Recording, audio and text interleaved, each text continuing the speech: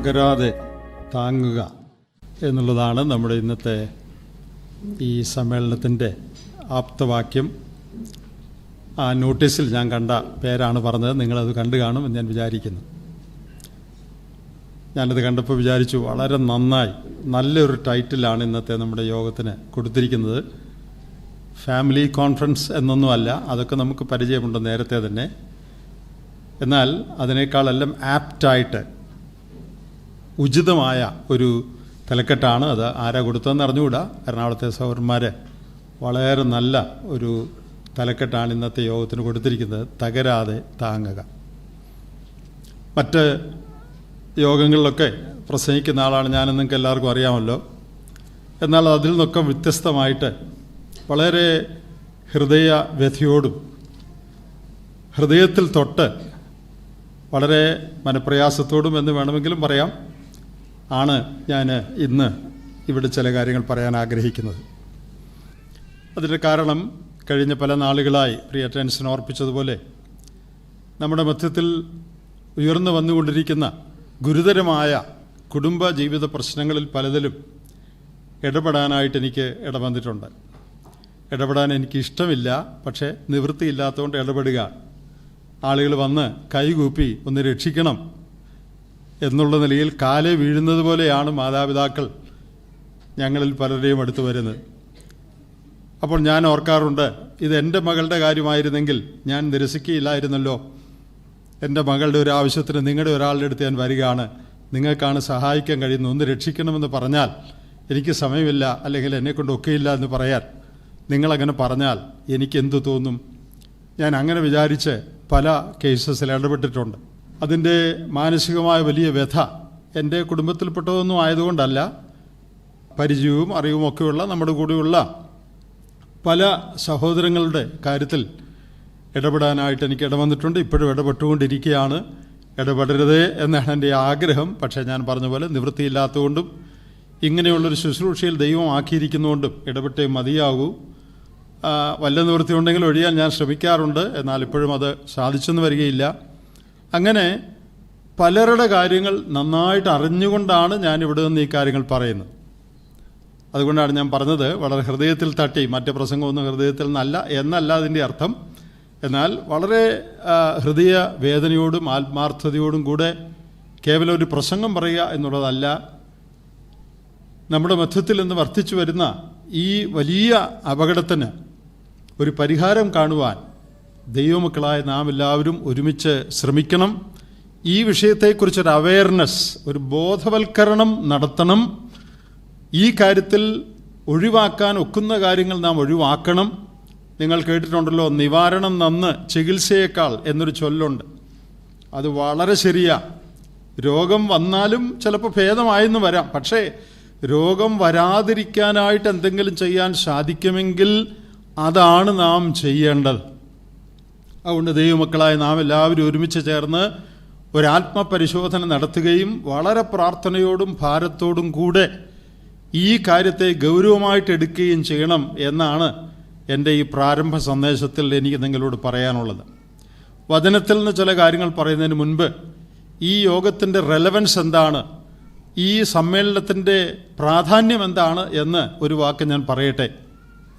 നമ്മുടെ മധ്യത്തിലൊക്കെ ചില ആളുകൾ ഇപ്പോഴും വിചാരിക്കുന്നത് ഇങ്ങനെയുള്ള കാര്യങ്ങളൊന്നും പറയേണ്ട ആവശ്യമില്ല. ഫാമിലി കോൺഫറൻസ് എന്തിനാ, അതിനെക്കുറിച്ച് എന്തിനാ പറയുന്നത്? എഫേസ്യ ലേഖനം 5-ാം അധ്യായത്തിലുണ്ടല്ലോ ഭാര്യയും ഭർത്താവ് എന്താ ചെയ്യേണ്ടതെന്ന്. ഞാൻ അങ്ങനെയുള്ളവരോടൊരു കാര്യം പറയാം. നിങ്ങളുടെ കുടുംബത്തിൽ നിങ്ങൾ മകളെ കെട്ടിച്ചു വിട്ടു എന്ന് വിചാരിക്കുക.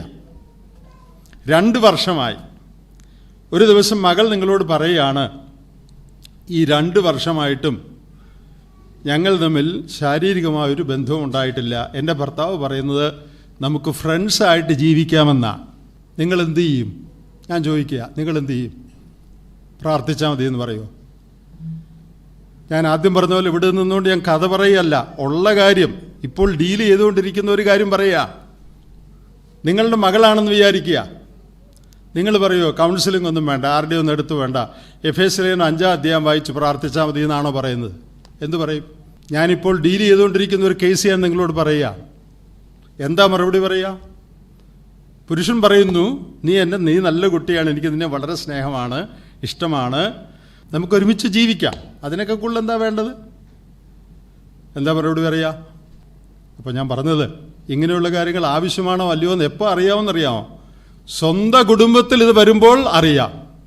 അല്ലാത്തടത്തോളം കാലം ഇതിനെ വിമർശിക്കും, ചീത്ത പറയും. എന്തിനാ ഫാമിലി കോൺഫറൻസ്, ഇതൊക്കെ എന്തിനാ പറയുന്നത്, ഇപ്പോൾ കുറേ കൗൺസിലേഴ്സ് ഇറങ്ങിയിട്ടുണ്ട് എന്നൊക്കെ പറയും. എന്നാൽ സ്വന്തം കുടുംബത്തെ സ്പർശിക്കുമ്പോൾ അവർക്ക് മനസ്സിലാകും, പ്രാർത്ഥിച്ചാൽ മതിയെന്ന് മാത്രം പറഞ്ഞാൽ പോരാ, ഇതിന് കൗൺസിലിംഗ് വേണം, സഹായം തേടണം, മെഡിക്കൽ ഹെൽപ്പ് വേണം. ഞാനൊരു ഉദാഹരണം പറഞ്ഞു എന്ന് മാത്രമേ ഉള്ളൂ. ഉദാഹരണം വെറുതെ ഉണ്ടാക്കി പറഞ്ഞതല്ല, ഹൈപ്പോത്തറ്റിക്കൽ അല്ല, റിയൽ ഉദാഹരണമാണ്, ഉള്ള കാര്യമാണ് പറഞ്ഞത്. അപ്പോൾ ഈ കാലഘട്ടത്തിൽ ഒരു പക്ഷേ കഴിഞ്ഞ കാലത്ത് നാം കേൾക്കാത്ത നിലയിലുള്ള വൈഷമ്യമേറിയ കാര്യങ്ങൾ നടന്നുകൊണ്ടിരിക്കുകയാണ്. അതിൻ്റെ മധ്യത്തിൽ ദൈവമക്കളായി നാം ഒരു ആത്മപരിശോധന നടത്തുകയും ഇങ്ങനെയുള്ള കാര്യങ്ങളെ എങ്ങനെ കൈകാര്യം ചെയ്യണമെന്ന് സഭാമൂപ്പന്മാരും വിശ്വാസികളും അമ്മമാരും അപ്പന്മാരും വിവാഹ ജീവിതത്തിലേക്ക് പ്രവേശിക്കാനുള്ള ചില ചെറുപ്പക്കാർ ഇവിടെ കാണും. നിങ്ങളും ഈ കാര്യങ്ങൾ അറിയണം. പ്രിയപ്പെട്ടവരെ, ഇങ്ങനെയുള്ള കാര്യങ്ങൾ വർദ്ധിച്ചു വരുന്ന ഈ സാഹചര്യത്തിൽ നമുക്ക് എന്ത് ചെയ്യാനായിട്ട് സാധിക്കും ദൈവമക്കളെന്ന നിലയ്ക്ക്? ഈ കഴിഞ്ഞ കാലത്തൊക്കെ വിവാഹത്തിലൊക്കെ പ്രസംഗിക്കുന്നവർ സാധാരണ പറയുന്നത് നിങ്ങൾ കേട്ടിട്ടുണ്ട്, അമേരിക്കയിൽ നടക്കുന്ന വിവാഹങ്ങളിൽ ഇത്ര ശതമാനം പിരിഞ്ഞുകൊണ്ടിരിക്കുകയാണ് എന്നൊക്കെ പറഞ്ഞ് കേട്ടിട്ടുണ്ട്. ഇനി ദയവായിട്ട് ആരും അത് പറയരുത്, അമേരിക്ക എന്നാരും പറയരുത്. നമ്മുടെ മധ്യത്തിൽ നടക്കുന്ന വിവാഹങ്ങളിൽ വളരെ പിരിഞ്ഞുകൊണ്ടിരിക്കുകയാണ്. അത് നിങ്ങൾക്കറിയാമോ? ചിലർ പിരിയുന്നില്ലെന്നേ ഉള്ളൂ, പിരിഞ്ഞതുപോലെയാണ്. നിങ്ങൾക്കിത് അറിഞ്ഞുകൂടെങ്കിൽ അതിൻ്റെ അർത്ഥം ഇത് നമ്മുടെ മധ്യത്തിൽ എന്താണ് നടക്കുന്നത് നിങ്ങൾക്ക് അറിഞ്ഞുകൂടെന്ന് മാത്രമേ അതിനർത്ഥമുള്ളൂ.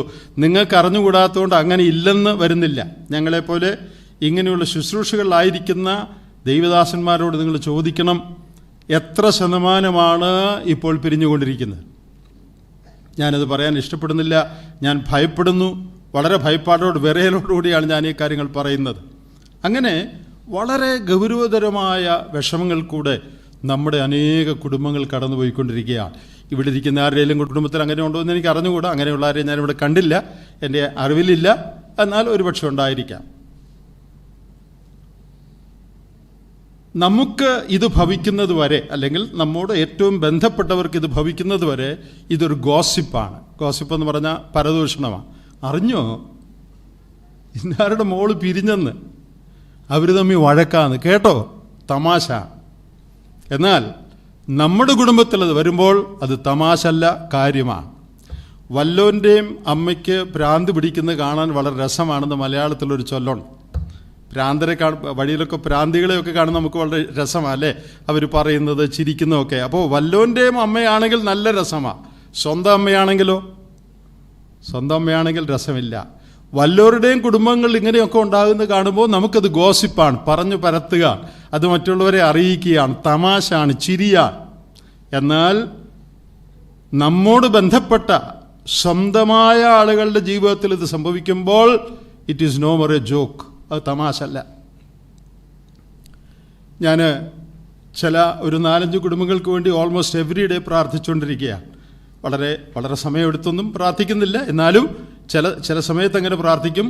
അല്ലാത്തപ്പോൾ ഒരു വാക്കാണെങ്കിലും ചില കുടുംബങ്ങൾക്ക് വേണ്ടി ഒരു പക്ഷേ നാളുകളായി വർഷങ്ങളായി പ്രാർത്ഥിച്ചുകൊണ്ടിരിക്കുകയാണ്. ഇതിൻ്റെ വേദന എന്ന് പറയുന്നത്, കുടുംബജീവിതത്തിലുണ്ടാകുന്ന പ്രശ്നങ്ങളുടെ വേദന എന്ന് പറയുന്നത് വേറെ ഏത് വേദനയേക്കാളും വലുതാണ്.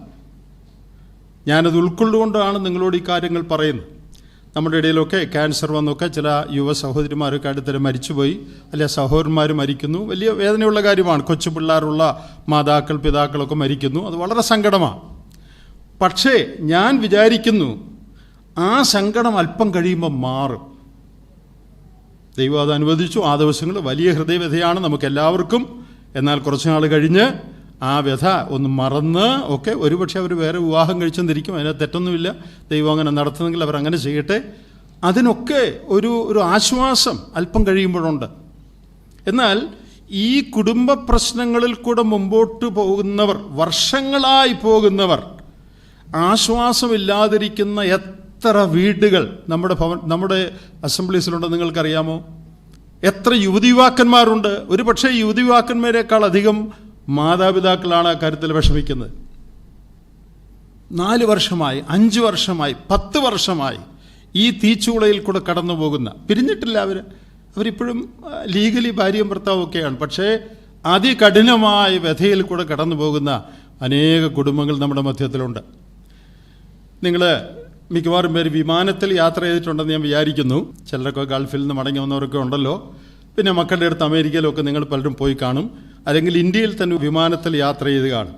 വിമാനത്തിൽ യാത്ര ചെയ്ത് ഇത് അനുഭവിച്ചവർക്ക് മാത്രമേ ഇപ്പം ഞാൻ പറയുന്നത് മനസ്സിലാകുള്ളൂ, അല്ലാത്തവർക്ക് ഇത് മനസ്സിലാകത്തില്ല. സാരമില്ല, മിക്കവാറും പേര് അങ്ങനെ യാത്ര ചെയ്തിട്ടുണ്ടെന്ന് ഞാൻ വിചാരിക്കുന്നു. വിമാനത്തിൽ യാത്ര ചെയ്യുമ്പോൾ ഇടയ്ക്ക് ടെർബുലൻസ് വരും. ടെർബുലൻസ് എന്ന് പറഞ്ഞാൽ പ്രക്ഷുബ്ധമായ കാലാവസ്ഥ. അപ്പോൾ സീറ്റ് ബെൽറ്റ് ഓൺ ചെയ്യും, എന്നിട്ട് പൈലറ്റ് അനൗൺസ് ചെയ്യും ഫുഡ് സെർവ് ചെയ്യുന്നത് നിർത്തണം, ആരും ബാത്റൂമിൽ പോകരുത്, എല്ലാവരും സീറ്റ് ബെൽറ്റ് ഇട്ട് അവരുടെ തന്നെ സീറ്റുകളിൽ ഇരിക്കണം. ഞാൻ ധാരാളം വിമാനയാത്ര ചെയ്യുന്ന ആളായതുകൊണ്ട് പലപ്പോഴും ഇത് അനൗൺസ്മെൻറ്റ് കേട്ടിട്ടുണ്ട്.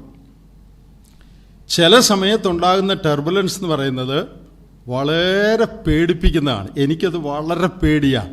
പേടിയില്ലാത്ത വല്ലവരും ഇവിടെ ഉണ്ടോ എന്ന് എനിക്കറിയത്തില്ല. പേടിയില്ലെങ്കിൽ നിങ്ങൾ അനുഭവിച്ചിട്ടില്ലെന്ന് അതിൻ്റെ അർത്ഥം. പിന്നെ അനുഭവിച്ചിട്ടുണ്ടെങ്കിൽ നിങ്ങളൊരു സൂപ്പർമാനോ വല്ലതും ആയിരിക്കണം പേടിക്കാതിരിക്കുന്നെങ്കിൽ. സാധാരണഗതിയിൽ ഏത് മനുഷ്യനും ഭയപ്പെട്ടു പോകും ടെർബുലൻസ് വരുമ്പോൾ. നിങ്ങളിൽ പലരും അത് അനുഭവിച്ചിട്ടുണ്ടെന്ന് ഞാൻ വിചാരിക്കുന്നു, ചെറിയ അളവിലെങ്കിലും. എന്നാൽ ഈ ടെർബുലൻസ് ഒരു 5 മിനിറ്റ് 10 മിനിറ്റൊക്കെ നിൽക്കുകയുള്ളൂ സാധാരണഗതിയിൽ. മുകളിൽ ഗട്ടറുണ്ടോ എന്ന് പ്ലെയിനിൽ പോകാത്തവർ ചിന്തിക്കും. മുകളിലും ഗട്ടറൊക്കെ ഉണ്ട്. എറണാകുളത്തെ ഗട്ടറിൽ വീഴുന്നതിനേക്കാൾ ഭയങ്കരമാണ് ഈ പ്ലെയിനിൻ്റെ ഗട്ടറിൽ വീഴുന്നത്. മുകളിലോട്ടും താഴോട്ടും ഇത് ചാടും. ചിലപ്പോൾ പെട്ടെന്ന് ഭൂന്ന് ഇത് താഴോട്ട് പോവും, പിന്നെ ചിലപ്പോൾ പെട്ടെന്ന് പൊങ്ങും. നമ്മുടെ ഉള്ളിൽ അടിവയറ്റിൽ നിന്ന് എന്തൊക്കെയോ പൊങ്ങി വരുന്നതായിട്ടോ പോകുന്നതായിട്ടോ ഒക്കെ തോന്നും. വളരെ ഭീതി തോന്നുന്ന, നിങ്ങളെ പ്ലെയിനിൽ കയറാൻ പറഞ്ഞ് പേടിപ്പിക്കുകയല്ല, ഞാൻ ഒരു കാര്യം പറയാനിത് പറയുകയാണ്. അപ്പോൾ വളരെ പേടി തോന്നിക്കുന്ന, ഭയങ്കരമായിട്ട് പേടിക്കുന്ന ആളുകളൊക്കെ കൂവും, ചിലപ്പോൾ ഒച്ചയെടുക്കും. ഞാൻ ഈ മാസം തന്നെ ഒരു സ്ഥലത്ത് യാത്ര ചെയ്തപ്പോൾ 1-2 പ്രാവശ്യം നല്ലതായിട്ട് കുലുങ്ങിയപ്പോൾ എല്ലാവരും കൂടെ കൂകി. വലിയ പ്ലെയിനാണ്, വലിയ വിമാനമാണ്, അതിലുണ്ടായിരുന്ന ആളുകൾ എല്ലാവരും കൂടെ കൂകി. അപ്പോൾ ഞാൻ പറയാൻ വന്നത്, ഈ മാസം തന്നെ വളരെ പർവ്വതങ്ങളും വളരെ കാറ്റുമുള്ളതായ ഒരു എയർപോർട്ടിൽ ഇറങ്ങേണ്ടതായിട്ട് വന്നു. വലിയ വിമാനമാണ്. ഏകദേശം ഒരു 10 മിനിറ്റ് ടെർബുലൻസ് ആയിരുന്നു. മുകളിലോട്ടും താഴോട്ടും പോകുന്നു, മുകളിൽ പോകുന്നു, പിന്നെ താഴെ വരുന്നു, പിന്നെ കുടുങ്ങുന്നു. അപ്പോൾ എങ്ങനെങ്കിലും ഇതൊന്ന് ലാൻഡ് ചെയ്താൽ മതി. ലാൻഡ് ചെയ്യാൻ പോവുകയാണ്. ഞാൻ ഇടയ്ക്കിടയ്ക്ക് ഇങ്ങനെ പുറത്തോട്ട് നോക്കും, പിന്നെ കണ്ണടച്ചിരിക്കും, പ്രാർത്ഥിച്ചുകൊണ്ടിരിക്കും.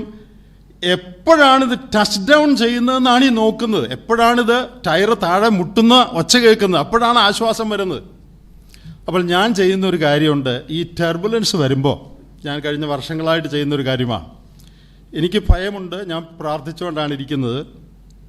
മാത്രമല്ല, ഞാൻ ആ സമയത്ത് കർത്താവേ, ജീവിതത്തിൽ ടെർബുലൻസിൽ കൂടെ കടന്നു പോകുന്ന അനേക സഹോദരന്മാരുണ്ട്, അവർക്ക് വേണ്ടി പ്രാർത്ഥിക്കാനായിട്ട് ഞാൻ ആ സമയം എടുക്കും. അല്ലാത്തപ്പോഴും പ്രാർത്ഥിക്കാറുണ്ട്.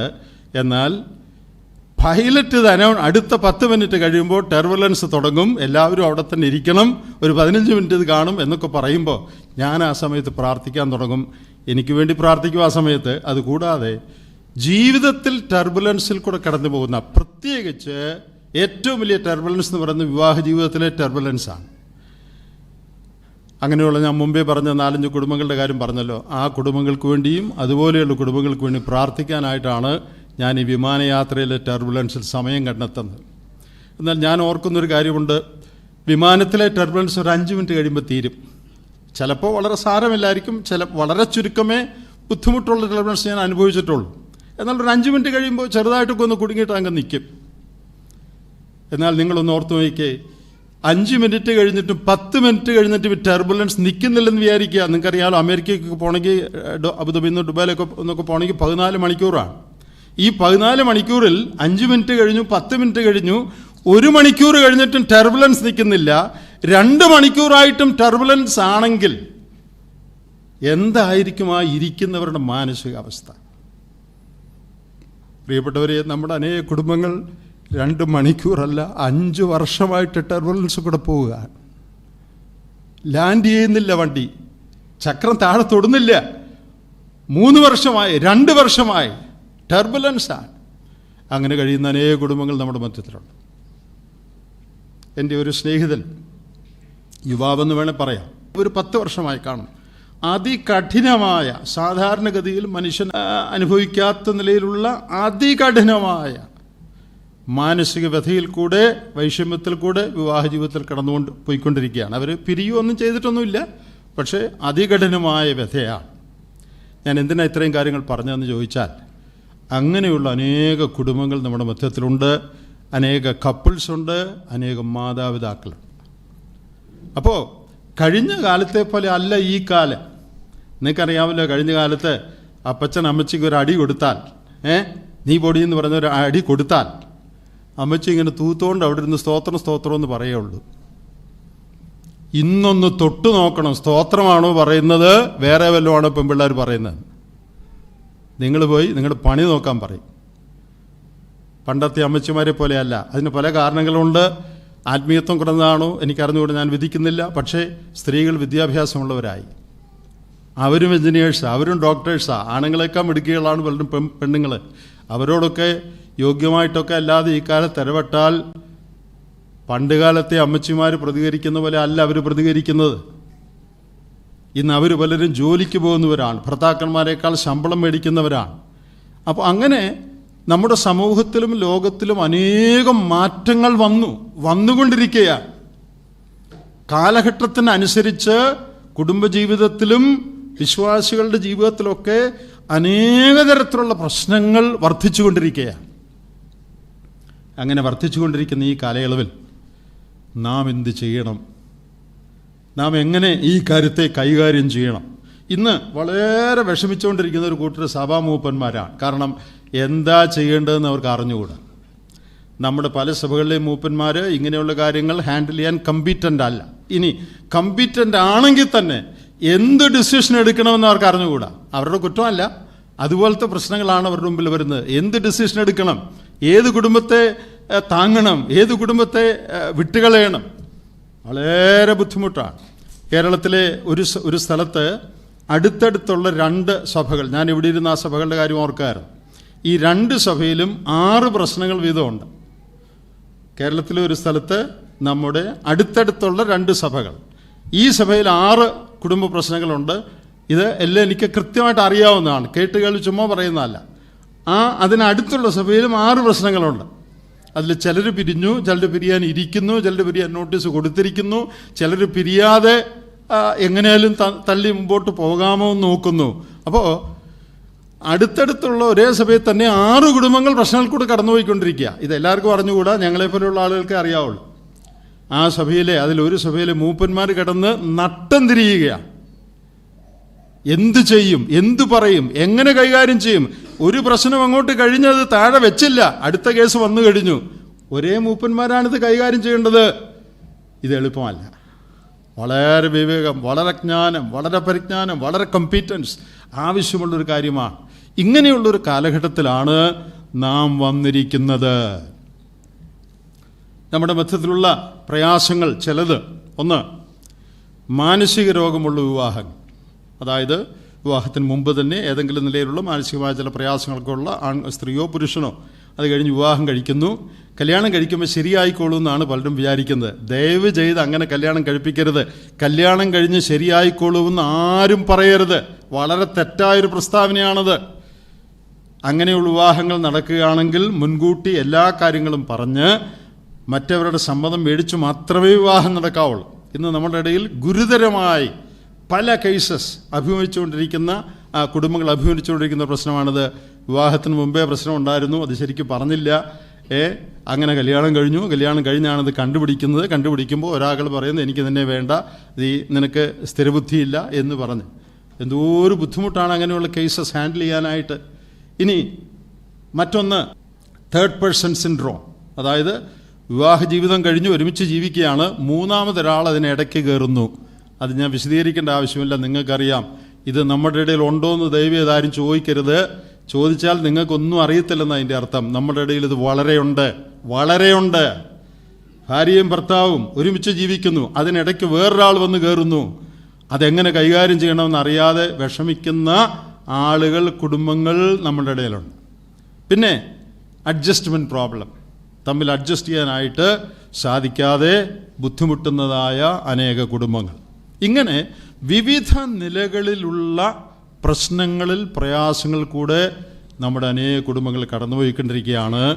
വരുന്ന ദിവസങ്ങളിൽ ഇത് സ്വാഭാവികമായി കുറയുമെന്ന് വിചാരിക്കാൻ ഒരു ന്യായവുമില്ല. അത് കുറയണമെങ്കിൽ നാം മനഃപൂർവ്വമായിട്ട് എന്തെങ്കിലും ചെയ്യണം. ഈ ഹാൾ ഇന്ന് ഫുള്ളാണ്. എനിക്കതിൽ വളരെ സന്തോഷമുണ്ട്. എൻ്റെ പ്രസംഗം കേൾക്കാൻ വന്നുകൊണ്ടല്ല സന്തോഷം. പ്രിയപ്പെട്ടവരെ, ഈ കാര്യത്തെ നിങ്ങൾ ഗൗരവമായിട്ട് എടുക്കുകയും, നിങ്ങളുടെ കുടുംബത്തിൽ ഒരു പക്ഷേ ഇങ്ങനെ പ്രശ്നങ്ങൾ കാണുകയില്ലായിരിക്കാം, എന്നാലും നമ്മുടെ സമൂഹത്തിൽ, നമ്മുടെ സഭകളിൽ ഇതുണ്ടെന്ന് നിങ്ങൾ എല്ലാവർക്കും അറിയാമെന്ന് ഞാൻ വിചാരിക്കുകയാണ്.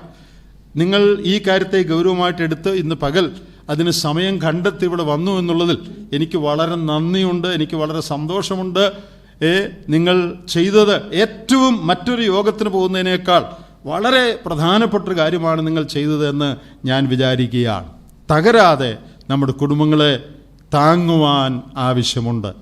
ഞാൻ മുഖവരയായിട്ട് ഇന്നത്തെ പരിസ്ഥിതിയെക്കുറിച്ച് ചില വാക്കുകൾ പറഞ്ഞു എന്ന് മാത്രമേ ഉള്ളൂ. എൻ്റെ പിന്നാലെ സംസാരിക്കുന്ന ബ്രദർ ബെൻസിക്ക് ഫാമിലി കൗൺസിലിംഗ് ഒക്കെ ട്രെയിനിങ് കിട്ടിയ ആളാണ്.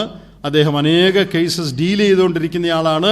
ഒരു പക്ഷേ ബെൻസിങ്ങിൻ്റെ ടോക്കിലും ഇങ്ങനെയുള്ള ചില കാര്യങ്ങൾ താൻ പറയും എന്ന് ഞാൻ വിചാരിക്കുകയാണ്. ഇങ്ങനെയുള്ള ഈ പരിതസ്ഥിതിയിൽ നാം എന്താണ് ചെയ്യേണ്ടത്, അതിനെക്കുറിച്ച് ചില വാക്കുകൾ പറയാൻ ഞാൻ ആഗ്രഹിക്കുന്നു. ഇന്നത്തെ പ്രോഗ്രാം ടെൻഷൻ എന്നെ കാണിച്ചപ്പോൾ ഞാൻ വിചാരിച്ചു, അയ്യോ തീരെ സമയമില്ലല്ലോ എന്ന് പറഞ്ഞാൽ മണിക്കൂറുകൾ പറയാനുള്ള കാര്യങ്ങളുണ്ട്. ഇത്രയും സമയം കൊണ്ടൊന്നും പറഞ്ഞ് ഒപ്പിക്കാനൊക്കെയില്ല, എന്നാലും പറയാവുന്നത്രയും കാര്യങ്ങൾ പറയാൻ ശ്രമിക്കുകയാണ്. ഇന്നല്ല നാളെ കൂടി യോഗം നീട്ടിയാലും പറയാനുള്ള അനേക കാര്യങ്ങളുണ്ട്. നാം ശ്രദ്ധിക്കേണ്ട കാര്യങ്ങൾ, വിവാഹത്തിന് മുൻപ് ശ്രദ്ധിക്കേണ്ടത്, വിവാഹം കഴിക്കുന്നവർ ശ്രദ്ധിക്കേണ്ടത്, മാതാപിതാക്കൾ ശ്രദ്ധിക്കേണ്ടത്, വിവാഹത്തിന് ശേഷം ഭാര്യാഭർത്താക്കന്മാർ ശ്രദ്ധിക്കേണ്ട കാര്യങ്ങൾ, അവരുടെ മാതാപിതാക്കൾ ശ്രദ്ധിക്കേണ്ട കാര്യങ്ങൾ, അനേക കാര്യങ്ങൾ പറയാനായിട്ടുണ്ട്. എന്നാൽ നമുക്ക് സമയപരിമിതി ഉള്ളതുകൊണ്ട് ഒരു ദിവസം കൊണ്ടെല്ലാം പറഞ്ഞ് ഒപ്പിക്കാൻ ഒക്കെയില്ല, എന്നാലും പറയാവുന്നത്രയും കാര്യങ്ങൾ പറയാനായിട്ട് ശ്രമിക്കുകയാണ്. ഞാൻ ഈ മുഖവുര വിട്ടിട്ട് ആദ്യമായിട്ട് നാം എന്തുകൊണ്ട് ഈ കാര്യങ്ങൾ ഗൗരവമായിട്ട് എടുക്കണം എന്നുള്ളതിനെക്കുറിച്ച് തിരുവെഴുത്തിൽ നിന്ന് ചില കാര്യങ്ങളൊന്ന് പറയാൻ ആഗ്രഹിക്കുകയാണ്. Why should we take family, marriage and family seriously? എന്തുകൊണ്ട് നാം കുടുംബത്തെയും വിവാഹത്തെയും ഇത്ര ഗൗരവമായിട്ട് എടുക്കണം? ട്രിവാൻഡ്രത്ത് ചില വർഷങ്ങൾക്ക് മുമ്പ് ഒരു ഫാമിലി കോൺഫറൻസ് നടന്നു. അതിൻ്റെ ഒടുവിൽ ഞാനും മറ്റു ചില സഹോദരന്മാരൊക്കെ ഉണ്ടായിരുന്നു. അതിൻ്റെ ഒടുവിൽ സാക്ഷി പറയാനായിട്ടൊരു അവസരം കൊടുത്തു ഈ പങ്കെടുത്തവർക്ക്. അപ്പോൾ ഒരു ഭർത്താവ് എഴുന്നേറ്റെന്ന് പറഞ്ഞു, ഞാൻ സ്വന്തം ചെവി കൊണ്ട് കേട്ട കാര്യമാണ്. അദ്ദേഹം പറഞ്ഞു, ഞാൻ കല്യാണം കഴിച്ചിട്ട് ഇത്ര വർഷമായി, എനിക്ക് കുഞ്ഞുണ്ട്, മോൻ ഒരു പൈതലുണ്ട്. ഈ കോൺഫറൻസിൽ വന്നു കഴിഞ്ഞാണ് വിവാഹ ജീവിതം ഇത്ര പ്രധാനമാണെന്ന് എനിക്ക് മനസ്സിലായത്. ഇതിനു മുമ്പ് കല്യാണം കഴിച്ചു, കൊച്ചുണ്ടായി, ഇങ്ങനെ ഞങ്ങൾ ജീവിച്ചു പോവുകയാണ്. അല്ലാതെ ഇത്രയ്ക്ക് ഗൗരവമായിട്ട് എടുക്കേണ്ട ഒരു കാര്യമാണിത്, ഇത്രയ്ക്ക് സീരിയസ് ഒരു കാര്യമാണെന്ന് എനിക്ക് ഇതുവരെ മനസ്സിലായിട്ടില്ല എന്ന് ആ ചെറുപ്പക്കാരൻ സത്യസന്ധമായിട്ട് പറഞ്ഞു. ഇതെല്ലാവർക്കും മനസ്സിലായിട്ടുണ്ടോ എന്ന് എനിക്കും സംശയമുണ്ട്. ചിലരുടെയൊക്കെ കുടുംബജീവിതം കാണുമ്പോൾ വിവാഹ ജീവിതത്തിലെ കാര്യങ്ങൾ എത്ര ലാഘവമായിട്ട് സിമ്പിളായിട്ട് ആളുകൾ കൈകാര്യം ചെയ്യുന്നു, അത് കാണുമ്പോൾ ഇതിൻ്റെ ഗൗരവം ആളുകൾക്ക് മനസ്സിലായിട്ടുണ്ടോ എന്ന് ചിലപ്പോൾ ഞാനും സംശയിച്ചു പോകുകയാണ്. എൻ്റെ പ്രിയപ്പെട്ടവരെ, നാം എന്തുകൊണ്ടാണ് കുടുംബജീവിതത്തെ, വിവാഹത്തെ ഇത്ര ഗൗരവമായിട്ട് എടുക്കേണ്ടത്? എന്തിന് നാം ഇതിനെക്കുറിച്ച് പ്രസംഗിക്കണം? എന്തിന് കൗൺസിലിംഗ് നടത്തണം? എന്തിന് പഠിപ്പിക്കണം? എന്തിന് നാം ഇങ്ങനെയുള്ള സമ്മേളനങ്ങൾ നടത്തണം? Why should we take family seriously? അതിന് വേദപുസ്തകത്തിൽ അനേക കാരണങ്ങളുണ്ട്.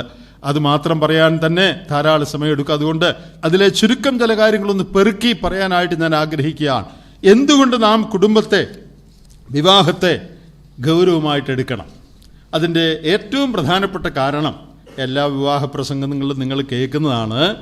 വിവാഹം അല്ലെങ്കിൽ കുടുംബം എന്ന് പറയുന്നത് ദൈവം സ്ഥാപിച്ചതാണ്. Family is God's institution. ഉൽപ്പത്തി പുസ്തകം 1-ാം അധ്യായത്തിൻ്റെ 28-ാം വാക്യം നമുക്കെല്ലാം മനഃപ്പാഠമാണ്. അനന്തരം യഹോവയായ ദൈവം മനുഷ്യൻ ഏകനായിരിക്കുന്ന അന്നല്ല, ഞാൻ അവന് തക്കതായൊരു തുണ ഉണ്ടാക്കി കൊടുക്കുമെന്ന് അരുളി ചെയ്തു. അപ്പോൾ വിവാഹമെന്ന് പറഞ്ഞൊരു പരിപാടി വേണമെന്ന് തീരുമാനിച്ച ദൈവമാണ്. എൻ്റെ ഭാഷയിൽ ഞാനത് പറയട്ടെ. സർവജ്ഞാനിയായ ദൈവത്തിൻ്റെ സർവജ്ഞാനത്തിൽ ഉരുത്തിരിഞ്ഞൊരാശയമാണ് വിവാഹം എന്ന് പറയുന്നത്. It is an idea that dawned in the mind of an all-wise God. സർവജ്ഞാനിയായ, സർവബുദ്ധിമാനായ ദൈവത്തിൻ്റെ സർവജ്ഞാനത്തിൽ, ആ ബുദ്ധിയിൽ ഉരുത്തിരിഞ്ഞൊരാശയമാണ് കുടുംബം. ലോകത്തിലെ ഏതെങ്കിലും മതങ്ങളോ തത്വജ്ഞാനികളോ ഉണ്ടാക്കിയൊരു പ്രസ്ഥാനമല്ല കുടുംബം. കുടുംബം എന്ന് പറയുന്നത് വേദപുസ്തകം പഠിപ്പിക്കുന്ന ആദ്യത്തെ ഒരു സത്യം അതാണ്. ദൈവത്തിൻ്റെ സർവജ്ഞാനത്തിൽ ദൈവത്തിൻ്റെ മനസ്സിൽ ഉരുത്തിരിഞ്ഞൊരാശയമാണ് കുടുംബം. അതുകൊണ്ട് തന്നെ കുടുംബം വളരെ പ്രധാനമാണ്. ഞാൻ തക്കതായ ഒന്നും ഉണ്ടാക്കി കൊടുക്കും. ഇനി തീർന്നില്ല, ദൈവം ആ ആവശ്യം കണ്ടു എന്ന് മാത്രമല്ല, ആ ആവശ്യം നിറവേറ്റാനുള്ള മുഖാന്തരം ഉണ്ടാക്കിയതും ദൈവം തന്നെയാണ്. നമ്മൾ ഇതൊക്കെ പരിചയമുള്ള വാക്യങ്ങളായതുകൊണ്ട് ഞാൻ വായിക്കാൻ സമയമെടുക്കാതെ അങ്ങ് പറഞ്ഞു പോവുകയാണ്. എല്ലാവർക്കും ഇത് അറിയാവുന്നതാണല്ലോ. ഈ ആവശ്യം ദൈവം കണ്ടിട്ട് എന്ത് ചെയ്തു? ഈ ആവശ്യം പരിഹരിക്കാനുള്ള മാർഗം ദൈവം ഉണ്ടാക്കി. ദൈവം പുരുഷനിൽ നിന്ന് സ്ത്രീയെ ഉണ്ടാക്കി, അവളെ പുരുഷൻ്റെ അടുക്കൽ കൊണ്ടുവന്നു, ദൈവം അവരെ ഒരുമിച്ച് ചേർത്തു. അപ്പോൾ വിവാഹത്തിൻ്റെ ആവശ്യം കണ്ടതും ആ ആവശ്യം പരിഹരിക്കാനുള്ള മുഖാന്തരം ഉണ്ടാക്കിയതും അവരെ ഒരുമിച്ച് ചേർത്തതും ദൈവമാണ്. എന്തുകൊണ്ട് വിവാഹം പ്രധാനമാണ്? ഇത് ദൈവത്തിൻ്റെ സ്ഥാപനമാണ്. Marriage is God's institution. ഇത് ദൈവത്തിന് വളരെ പ്രധാനമായതുകൊണ്ട് നമുക്കും ഇത് വളരെ പ്രധാനമായിരിക്കണം. What is important to God should be important to us. ദൈവത്തിന് ഇത് പ്രധാനമായതുകൊണ്ട് നമുക്കും ഇത് പ്രധാനമായതായിരിക്കണം. ദൈവത്തിൻ്റെ സ്ഥാപനമാണ്, അതുകൊണ്ട് ഇതിനെ നാം ഏറ്റവും ഗൗരവമായിട്ട് എടുക്കണം. ഇനി ദൈവത്തിൻ്റെ സ്ഥാപനങ്ങളിൽ ഏറ്റവും ഒന്നാമത്തെ സ്ഥാപനം കുടുംബമാണ്. ദൈവത്തിൻ്റെ 3 സ്ഥാപനങ്ങൾ, 3 ഇൻസ്റ്റിറ്റ്യൂഷൻസ് ആണ് ഉള്ളത്. 1 ഗവൺമെൻറ്, അതായത് ഭരണം, 2 സഭ, 3 കുടുംബം. ഈ 3 ഗോഡ്സ് ഇൻസ്റ്റിറ്റ്യൂഷൻസ് എന്ന് പറയാവുന്നത്. Church, government and family. ഈ 3 ഇൻസ്റ്റിറ്റ്യൂഷൻസിൽ, സ്ഥാപനങ്ങളിൽ ഒന്നാമത്തേത് സഭയല്ല, ഒന്നാമത്തേത് ഗവൺമെൻറ് അല്ല, ഒന്നാമത്തേത് കുടുംബമാണ്. Family is the first institution of God. ദൈവത്തിൻ്റെ സ്ഥാപനങ്ങളിൽ ഒന്നാമത്തേത് കുടുംബമാണ്. ഇനി മറ്റൊന്ന്, ദൈവത്തിൻ്റെ ഈ ലോകത്തെക്കുറിച്ചുള്ള കാര്യപരിപാടി നിറവേറ്റുവാൻ ദൈവം ഉപയോഗിക്കുന്ന മുഖാന്തരം കുടുംബമാണ്. ഉൽപ്പത്തി പുസ്തകം 1-ാം അധ്യായത്തിൻ്റെ 28-ാം വാക്യത്തിൽ നമുക്ക് പരിചയമുള്ള വാക്യം തന്നെ.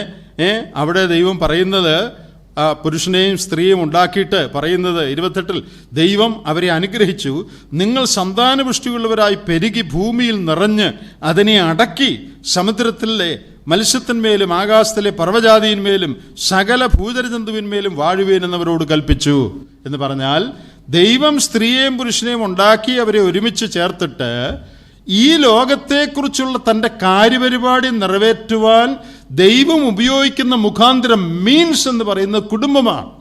Family is the means with which or through which God would carry out his plan, his agenda, his programme for the world. ലോകത്തെക്കുറിച്ചുള്ള ദൈവത്തിൻ്റെ കാര്യപരിപാടി ദൈവം നിറവേറ്റുവാൻ ഉപയോഗിക്കുന്ന മുഖാന്തരം, അതിലെ പ്രധാന കണ്ണി കുടുംബമാണ്.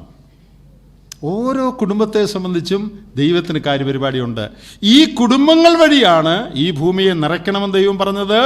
ഈ ലോകത്തെക്കുറിച്ചുള്ള ദൈവത്തിൻ്റെ കാര്യപരിപാടി ദൈവം കുടുംബങ്ങൾ കൂടിയാണ് നിറവേറ്റുന്നത്. അത് മോശയുടെയും ദാവീദിൻ്റെയും അബ്രഹാമിൻ്റെയും ദാനിയേലിൻ്റെ കുടുംബം വഴി മാത്രമല്ല, നിങ്ങളുടെയും എൻ്റെയും കുടുംബങ്ങൾ വഴിയും കൂടെയാണ് ദൈവം നിറവേറ്റുന്നത്. നിങ്ങളത് മനസ്സിലാക്കിയിട്ടുണ്ടോ? ഈ ലോകത്തെക്കുറിച്ചുള്ള ദൈവത്തിൻ്റെ പദ്ധതിയിലെ ഒരു പ്രധാന കണ്ണിയാണ് നിങ്ങളുടെ കുടുംബം. എനിക്ക് 3 പെൺമക്കളാണ് ഉണ്ടായിരുന്നത്. 4ാമത് ഒരു മകൾ കൂടെ ജനിച്ചു. അപ്പോൾ നമ്മുടെ മധ്യത്തിലുണ്ടായിരുന്ന, നിങ്ങളിൽ പലരും അറിയും, അതുകൊണ്ട് ഞാൻ പേരങ്ങ് പറയുകയാണ്, കർത്താവിൻ്റെ ദാസൻ ചാൾസ് വിഗ്, ഓസ്ട്രേലിയയിൽ നിന്ന് 22 വർഷം ഇന്ത്യയിൽ എല്ലാ വർഷവും വന്ന് നിങ്ങളുടെയൊക്കെ വീടുകളിലും സഭകളിലും വന്നിട്ടുള്ള ആളാണ്. അദ്ദേഹം ഇന്ത്യക്കാരെ വളരെ സ്നേഹിക്കുന്ന ഒരാളാണ്. അപ്പോൾ ഞാനുമായിട്ടും വളരെ അടുപ്പമാണ്. അദ്ദേഹമാണ് എന്നെ ആദ്യമായിട്ട് ഓസ്ട്രേലിയയിൽ കൊണ്ടുപോയതൊക്കെ. ഞങ്ങൾ തമ്മിൽ വളരെ അടുത്ത ബന്ധമാണ്. അപ്പോൾ എനിക്ക് 4ാമതൊരു കുട്ടി ഉണ്ടായി എന്ന് താൻ കേട്ടു. അപ്പോൾ അതും മകളാണെന്നും താൻ കേട്ടു. അപ്പോൾ തനിക്ക് ഇന്ത്യൻ മൈൻഡ് അറിയാം. താൻ ഓസ്ട്രേലിയക്കാരനാണെങ്കിൽ ഇന്ത്യയിൽ ഒത്തിരി വർഷം ജീവിച്ചുകൊണ്ട് ഇന്ത്യക്കാരുടെ എല്ലാ കാര്യവും MM സക്കറിയ എന്നുള്ളതിന് കറിയാച്ചൻ എന്നാണ് പുള്ളി പറയുന്നത്. അപ്പോൾ അങ്ങനെ എല്ലാം ഇന്ത്യനൈസാണ്. അപ്പോൾ ഇന്ത്യക്കാരുടെ ചിന്താഗതിയും പുള്ളിക്കറിയാം. അപ്പോൾ പുള്ളി വിചാരിച്ചു, ഈ 4ാമതും പെണ്ണുണ്ടായോണ്ട് ജോൺ കുര്യൻ ബ്രദർ വളരെ വിഷമത്തിലായി കാണുമായിരിക്കുമെന്ന് പുള്ളി സ്വാഭാവികമായിട്ട് ചിന്തിച്ചു. കാരണം ഇന്ത്യക്കാരനല്ലേ. അപ്പോൾ അദ്ദേഹം എനിക്കൊരു എഴുത്തെഴുതി എന്നെ ആശ്വസിപ്പിച്ചുകൊണ്ട്, ബ്രദർ വിഷമിക്കണ്ട, 4ാമതും പെണ്ണായതുകൊണ്ട് അതിന് ബുദ്ധിമുട്ടൊന്നും വേണ്ട, ഞങ്ങൾക്കൊരു ബുദ്ധിമുട്ടില്ല, അന്നുമില്ല ഇന്നുമില്ല, സന്തോഷമേ ഉള്ളൂ, സ്തോത്രമേ ഉള്ളൂ. എന്നാൽ താൻ അങ്ങനെ വിചാരിച്ചു. 4ാമതും പെൺകുട്ടിയെ കിട്ടിയപ്പോൾ മനപ്രയാസം വല്ലതും വന്ന് കാണുമോ എന്ന് വിചാരിച്ച് താൻ ഒരു എഴുത്തെഴുതി എനിക്ക്. ആ എഴുത്തിൽ ഒരു വാചകം പറയാനാണ് ഇതെല്ലാം പറഞ്ഞത്. അപ്പോൾ ആ എഴുത്തിൽ അദ്ദേഹം എഴുതിയൊരു കാര്യം, God has A plan for every family. ഓരോ കുടുംബത്തെ സംബന്ധിച്ചും ദൈവത്തിനൊരു പരിപാടിയുണ്ട്. അപ്പം അതിൽ ജനിക്കുന്നത് ആൺകുട്ടിയാണോ പെൺകുട്ടിയാണോ, ഇതെല്ലാം ദൈവത്തിൻ്റെ ഓവറോൾ പ്രോഗ്രാമിൽപ്പെട്ട കാര്യമാണ്. ഇതിൽ മനപ്രയാസപ്പെട്ടിരിക്കുന്ന വല്ലവരും ഇവിടെ ഉണ്ടെങ്കിൽ നിങ്ങളോട് ഞാൻ സന്ദർഭവശാലെന്ന് പറയുകയാണ്, it doesn't make any difference. ദൈവം തരുന്നത് ആണായാലും പെണ്ണായാലും യാതൊരു ദോഷവുമില്ല, നന്മയാകത്തുള്ളൂ. ദൈവത്തിന് നമുക്ക് ആൺകുട്ടിയാണോ പെൺകുട്ടിയാണോ, ഇതിലെല്ലാം ദൈവത്തിനൊരു പരിപാടിയുണ്ട്. പ്രിയപ്പെട്ടവരെ, നാം കുടുംബത്തെ ഏറ്റവും ഗൗരവമായിട്ട് എടുക്കണം. കാരണം ഈ ലോകത്തെക്കുറിച്ചുള്ള ദൈവത്തിൻ്റെ കാര്യപരിപാടി നിറവേറ്റുവാൻ ദൈവം ഉപയോഗിക്കുന്ന മീൻസ്, മുഖാന്തരം എന്ന് പറയുന്നത് കുടുംബമാണ്. കുടുംബങ്ങൾ വഴിയാണ് ദൈവത്തിൻ്റെ കാര്യപരിപാടി ദൈവം നിറവേറ്റുന്നത്. നിങ്ങൾക്കറിയാം, ഉൽപ്പത്തി പുസ്തകം 6-ാം അധ്യായത്തിൽ മനുഷ്യൻ പാപം ചെയ്ത് ലോകത്തെ മുഴുവൻ നശിപ്പിക്കാൻ ദൈവം തീരുമാനിച്ചു. അപ്പോഴാണ് നോഹയും പെട്ടകവും ഒക്കെ ഉണ്ടായത്. നിങ്ങൾക്കറിയാമല്ലോ, ലോകത്തെ മുഴുവൻ ആ ഒരു കുടുംബത്തെ ഒഴിച്ച്, നോഹയും തൻ്റെ കുടുംബങ്ങളെ ഒഴിച്ച് എല്ലാ കുടുംബങ്ങളെയും നശിപ്പിച്ചു. പക്ഷേ മുമ്പോട്ടുള്ള ദൈവത്തിൻ്റെ കാര്യപരിപാടി ദൈവം നിറവേറ്റിയത് ഒരു കുടുംബം വഴിയാണ്. God carried on his plan through one family. ഒരു കുടുംബം വഴിയാണ് ലോകത്തെക്കുറിച്ചുള്ള ദൈവത്തിൻ്റെ തുടർന്നുള്ള കാര്യപരിപാടി. ഫ്ലഡിൽ എല്ലാവരെയും നശിപ്പിച്ചെങ്കിലും തുടർന്നുള്ള ലോകത്തെക്കുറിച്ചുള്ള കാര്യപരിപാടി ദൈവം നിറവേറ്റാൻ ഒരു കുടുംബത്തെയാണ് ദൈവം ഉപയോഗിച്ചത്. അപ്പോൾ കുടുംബം ദൈവത്തിൻ്റെ പരിപാടിയിൽ വളരെ പ്രാധാന്യമർഹിക്കുന്ന ഒന്നാണ്. മാത്രമല്ല, കുടുംബത്തിൻ്റെ വേറൊരു വലിയ പ്രത്യേകത, ഇതൊരു പെർമനൻ്റ് ഇൻസ്റ്റിറ്റ്യൂഷനാണ്. ഇതിൽ നിന്ന് റിസൈൻ ചെയ്യാനോ രാജിവെക്കാനോ ഒന്നും ഉള്ളതായ വ്യവസ്ഥകളില്ല. ഇന്ന് ഉച്ചയ്ക്ക് ഇവിടെ ഒരു ചോദ്യോത്തരമുണ്ട്. ആ ചോദ്യോത്തരത്തിൽ ദയവായിട്ട് ഒരു ചോദ്യം മാത്രം നിങ്ങൾ ഇടരുത്. വിവാഹമോചനമാകാമോ പുനർവിവാഹമാകാമോ, ദയവേത് ആ ചോദ്യം ഇടരുത്. വിവാഹമോചനം പാടില്ല, വിവാഹമോചനം വേണ്ട എന്ന് പറയാനാണ് ഈ കോൺഫറൻസ്. അപ്പോൾ അതാകാമോ ദയവേത് ഡിവോഴ്സിനെ കുറിച്ചുള്ള ഒരു ചോദ്യവും ദയവായിട്ട് നിങ്ങൾ ചോദിക്കരുത്.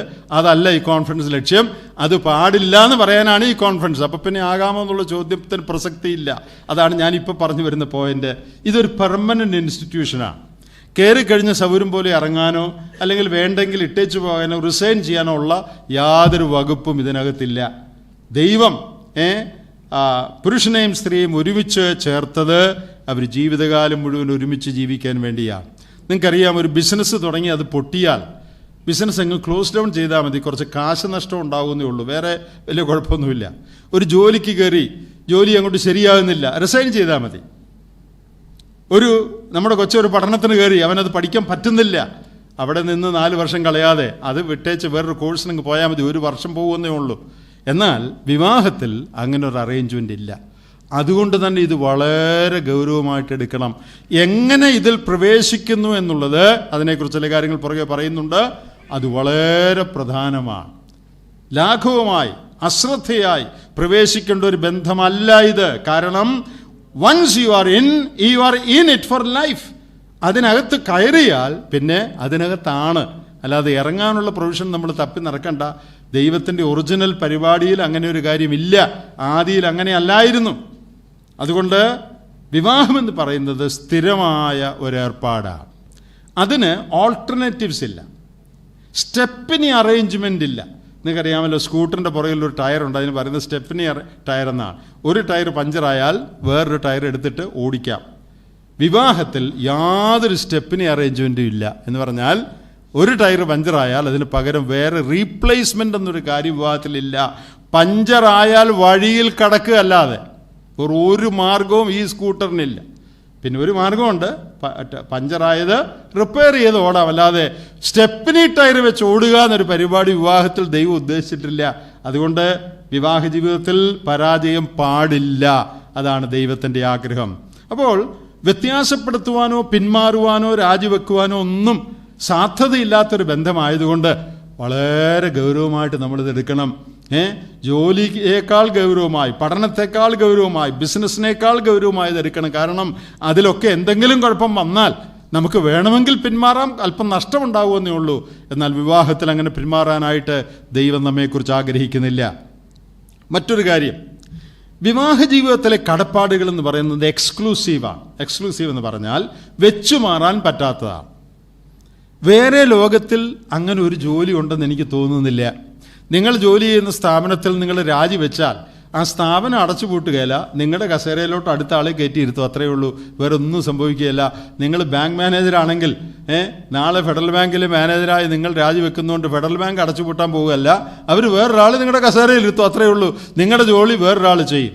നിങ്ങളൊരു സഭാമൂപ്പനാണെങ്കിൽ നിങ്ങൾക്ക് രോഗമായി, നിങ്ങൾക്ക് ഓർമ്മക്കുറവായി, ഫംഗ്ഷൻ ചെയ്യാൻ പറ്റുന്നില്ല, എന്ത് ചെയ്യും? സഭ അടച്ചുപൂട്ടുമോ? ഇല്ല. ദൈവം വേറെ ആളുകളെ എഴുന്നേൽപ്പിക്കും, അവരെ സഭ അംഗീകരിക്കും, നിങ്ങളുടെ സ്ഥാനത്ത് വേറൊരാളിരിക്കും, അത്രയേ ഉള്ളൂ. ഒരു യോഗത്തിന് ഒരാളെ നിങ്ങൾ പ്രസംഗിക്കാൻ വിളിച്ചു, അദ്ദേഹത്തിന് വരാൻ ഒക്കെയില്ല, ബിസിയാന്ന് പറഞ്ഞു, നിങ്ങൾ എന്ത് ചെയ്യും? നിങ്ങൾ വേറൊരു പ്രസംഗനെ വിളിക്കും, അത്രയേ ഉള്ളൂ. പ്രിയപ്പെട്ടവരെ, ജീവിതത്തിൻ്റെ മറ്റെല്ലാ മേഖലകളിലും വേറൊരാൾക്കും വേണമെങ്കിൽ ചെയ്യാം, എന്നാൽ കുടുംബത്തിൽ മാത്രം അതൊക്കെയില്ല. ഒരു ഭർത്താവെന്ന നിലയ്ക്ക് ഭർത്താവ് ചെയ്യേണ്ട കാര്യങ്ങൾ ഭർത്താവ് തോറ്റാൽ ആ സ്ഥാനത്തേക്ക് വേറൊരാളെയും ദൈവം ഉദ്ദേശിച്ചിട്ടില്ല. ഒരു ഭാര്യ എന്ന നിലയ്ക്ക് നിങ്ങൾ ചെയ്യേണ്ട ചില കാര്യങ്ങളുണ്ട്. അത് നിങ്ങൾ സഹോദരിമാരെ, അതിൽ നിങ്ങൾ പരാജയപ്പെട്ടാൽ, വിമുഖത കാണിച്ചാൽ, ലോകത്തിൽ വേറെ ഒരൊറ്റ സ്ത്രീക്കും നിങ്ങളുടെ സ്ഥാനം എടുക്കാനായിട്ട് ദൈവം അവകാശം കൊടുത്തിട്ടില്ല. ഒരമ്മ എന്ന നിലയ്ക്ക് നിങ്ങളുടെ മക്കളോടുള്ള ബന്ധത്തിൽ നിങ്ങൾ നിർവഹിക്കേണ്ട ചില കടപ്പാടുകളുണ്ട്. അത് നിങ്ങളുടെ സൺഡേ സ്കൂൾ ടീച്ചർ നിർവഹിച്ചാൽ പോരാ, സഭയിലെ മൂപ്പൻ നിർവഹിച്ചാൽ പോരാ, നിങ്ങളുടെ അപ്പനും അമ്മയും നിർവഹിച്ചാൽ പോരാ, അതായത് ഗ്രാൻഡ് പാരൻസ് നിർവഹിച്ചാൽ പോരാ, നിങ്ങളുടെ നഴ്സറി ടീച്ചർ നിർവഹിച്ചാൽ പോരാ, വീട്ടിലെ വേലക്കാരിയും ആയേയും കൂടെ നിർവഹിച്ചാൽ പോരാ. അമ്മ എന്ന നിലയ്ക്ക് സഹോദരിമാരെ, നിങ്ങൾ ചെയ്യേണ്ട ചില കാര്യങ്ങളുണ്ട്. അത് ലോകത്തിൽ നിങ്ങൾക്ക് മാത്രമേ ചെയ്യാൻ ഒക്കൂ. നിങ്ങളെ സഹായിക്കാൻ മുമ്പേ പറഞ്ഞ എല്ലാവർക്കും പറ്റും, പക്ഷേ നിങ്ങൾ ചെയ്യേണ്ട കാര്യം നിങ്ങൾക്ക് പകരം നഴ്സറി ടീച്ചർക്ക് ചെയ്യാൻ പറ്റുകയില്ല, അത് നിങ്ങൾക്ക് മാത്രമേ ചെയ്യാൻ ഒക്കൂ. ഇത് വിവാഹത്തിൻ്റെ ഒരു പ്രത്യേകതയാണ്. വേറെ ജീവിതത്തിൻ്റെ എല്ലാ മേഖലകളിലും നിങ്ങൾക്കൊത്തില്ല, വേറൊരാൾക്ക് വേണമെങ്കിലും ചെയ്യാം. എന്നാൽ കുടുംബജീവിതത്തിൽ വേറൊരാളെന്നൊരു കാര്യമില്ല. ഭാര്യ ചെയ്യേണ്ടത് ആ ഒരു ഭാര്യ തന്നെ ചെയ്യണം. ഭർത്താവ് ചെയ്യേണ്ടത് ആ ഒരു ഭർത്താവ്, ആ ഒരു പിതാവ് തന്നെ ചെയ്യണം. അതിന് പകരം വേറൊരാൾ ചെയ്യുക എന്നൊരു അറേഞ്ച്മെന്റ് ദൈവം വെച്ചിട്ടില്ല. അതുകൊണ്ട് വിവാഹ ജീവിതത്തിലെ കടപ്പാടുകൾ ഏറ്റവും ഗൗരവമായിട്ട് നിർവഹിക്കേണ്ടതാണ്. മറ്റൊരു കാര്യം, നമ്മുടെ ജീവിതത്തിൻ്റെ ഇഫക്റ്റീവ്നെസ് ആൻഡ് യൂസ്ഫുൾനെസ്, അതായത് ജീവിതം എന്തുമാത്രം പ്രയോജനകരമാകുന്നു, ആ ജീവിതം കൊണ്ട് എന്തുമാത്രം നന്മയും ലാഭവും ഉണ്ടാകുന്നു എന്നുള്ളത് നമ്മുടെ കുടുംബജീവിതത്തിൻ്റെ ക്വാളിറ്റിയെ ആശ്രയിച്ചാണ് ഇരിക്കുന്നത്. നമ്മുടെ കുടുംബജീവിതം സന്തോഷകരമല്ലെങ്കിൽ, കുടുംബജീവിതത്തിൽ നാം തന്നെ വലിയ വൈഷമ്യത്തിൽ കൂടെ കടന്നു പോവുകയാണെങ്കിൽ, നമ്മുടെ ജീവിതം എങ്ങനെ മറ്റുള്ളവർക്ക് പ്രയോജനപ്പെടുത്താൻ കഴിയും? മറ്റൊരാളോട് എങ്ങനെ എന്തെങ്കിലും പറഞ്ഞു കൊടുക്കാൻ കഴിയും? നമ്മുടെ ജീവിതം എങ്ങനെ യൂസ്ഫുൾ ആകും? എങ്ങനെ ഇഫക്റ്റീവ് ആകും? അതുകൊണ്ട് നാം നമ്മുടെ ജീവിതത്തിൻ്റെ ഇഫക്റ്റീവ്നെസ്സും യൂസ്ഫുൾനെസ്സും പ്രയോജനത്വം വളരെയധികം ആശ്രയിച്ചിരിക്കുന്നത് നമ്മുടെ കുടുംബജീവിതത്തിൻ്റെ ക്വാളിറ്റിയെയാണ്. നമ്മുടെ കുടുംബജീവിതം നല്ലതാണോ അല്ലയോ എന്നുള്ളതിനെ ആശ്രയിച്ചാണ് നമ്മുടെ ജീവിതത്തിൽ നിന്ന് ഉണ്ടാകുന്ന നന്മയും തിന്മയും, അല്ലെങ്കിൽ പ്രയോജനവും പ്രയോജനമില്ലായ്മയും ഉരുത്തിരിയുന്നത്. മറ്റൊരു കാര്യം, നമ്മുടെ കുഞ്ഞുങ്ങളുടെ ഭാവി, അടുത്ത തലമുറ മോൾഡ് ചെയ്യുന്നത് നമ്മുടെ കുടുംബത്തിലാണ്. Within the 4 walls of A family. നമ്മുടെ കുടുംബത്തിലാണ് അവർ ജനിക്കുന്നത്, വളരുന്നത്. വളരെ വർഷങ്ങൾ അവർ നമ്മോടുകൂടെയാണ്. അവരുടെ വ്യക്തിത്വം, പേഴ്സണാലിറ്റി മോൾഡ് ചെയ്യുന്നത് നമ്മുടെ കുടുംബത്തിലാണ്.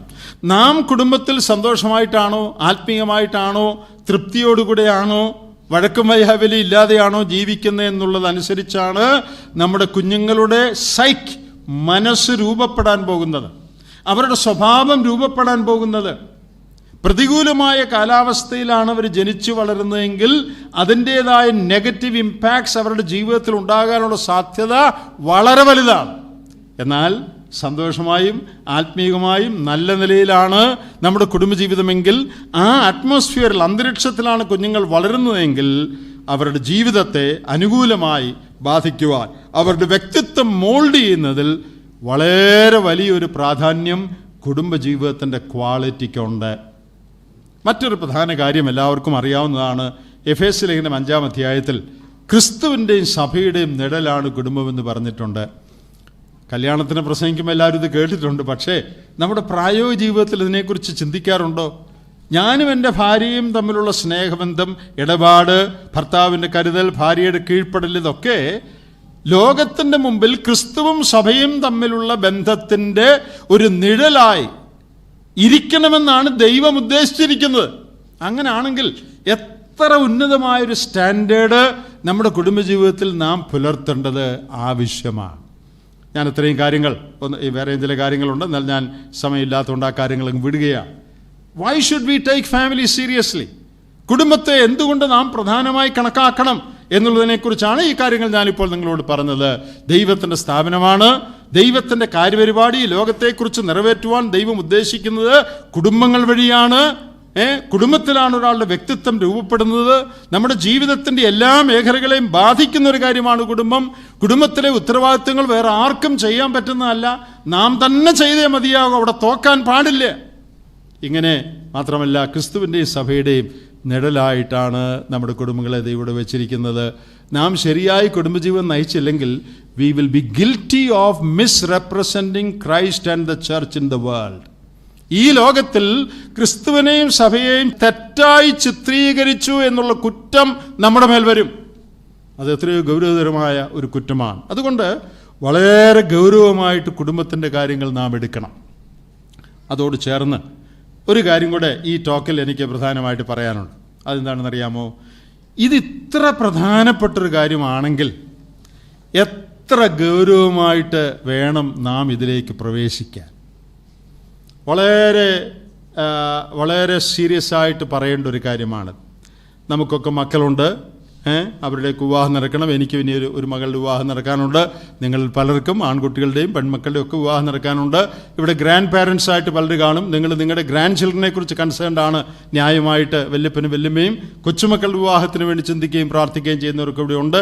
എല്ലാ തരക്കാരും ഇവിടെ ഉണ്ട്. പിന്നെ ഇവിടെയുള്ള ചില സഹോദരന്മാർ നിങ്ങൾ തന്നെ ഇനി വിവാഹ ജീവിതത്തിലേക്ക് പ്രവേശിക്കാനായിട്ട് ആവശ്യമുള്ളവരുണ്ട്. പ്രിയപ്പെട്ടവരെ, ഇത് പിരിയാൻ പാടില്ലാത്തതും ഏറ്റവും പ്രധാനപ്പെട്ടതുമായൊരു ബന്ധമാണെങ്കിൽ എത്ര സൂക്ഷ്മതയോടെ വേണം ഇതിനകത്ത് പ്രവേശിക്കാൻ. ഞാൻ അനേക കുടുംബ പ്രശ്നങ്ങളിൽ ഇടപെട്ടിട്ടുണ്ട്. ഇടപെടാൻ എനിക്ക് ഇഷ്ടമല്ലെന്ന് ഞാൻ പറഞ്ഞു. പക്ഷെ നിവൃത്തിയില്ലാത്തതുകൊണ്ട് ദൈവം ഈ ജോലി തന്നുകൊണ്ട് ഇടപെടേണ്ടി വരികയാണ്.